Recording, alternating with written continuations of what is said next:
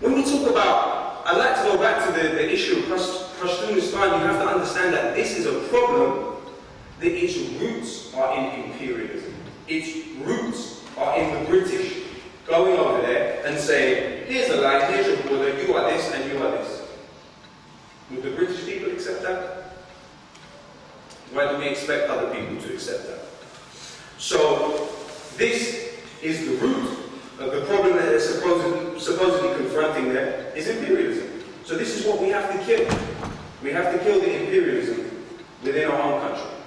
Because if we can't kill it here, how can we expect anyone across the world to kill it? And so, you know, it's also important to understand that when we're talking about the women's rights, actually read about Gaza. Actually read about the characters now in government in Afghanistan. Read about the characters now in government in Iraq. Where do you think these people came from? Do you think these are all secular Democrats, educated in Washington and the UK? No, all of them. But that wouldn't make it better. But I'm saying, do you think all of these people are secular Democrats?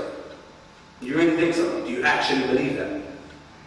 Actually look at who the characters are. Look at the laws that they've put in place.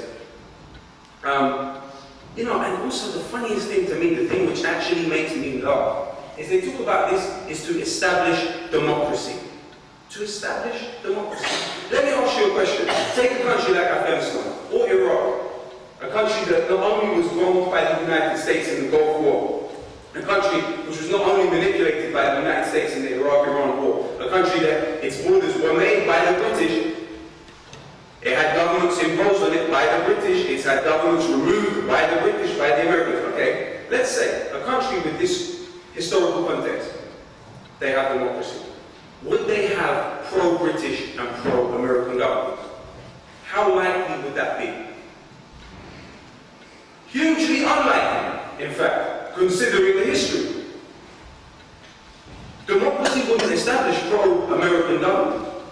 And you know, this idea of Iraq not being occupied, they still have 50,000 US troops there. They still have 6 main military bases in the country. It is still occupied. Make absolutely no mistake about that. You know, and I think that it's important for people to always question and say, why shouldn't we be there? Well, why should we be there? Why should we be there? As Lindsay said, that any of you feel, you know, it's almost as if it's business as usual for us. Britain is around the world, occupying more countries. The arms companies are making a killing. The Bechtels of this world are making a killing. The J.P. Morgans of this world are making a killing. Not to mention the Blackwaters of this world are making a killing. It's business as usual. We continue with our lives. Not much has changed. That's our fault. We need to assure the people who are forever scarred by British interference that we are willing to fight for them rather than against them. That's the bottom line. And that's our job. To fight for them. So, you know, and also on this subject of perception and narrative, all this talk about WikiLeaks, they want you to condemn WikiLeaks for endangering US troops and British troops. Why are they there in the first place? That's more of it. And this idea that some Iraqi somewhere who loved America will all of a sudden start reading on the internet about WikiLeaks and say, oh, I've changed my mind about the US troops invading my country and occupying my country. Now I hate them because this guy, Julian Assange in Europe, has released these documents. People around the world don't need documents. It's the politicians that need to be held. You see, the thing is they can't argue with the documents. That's the difference.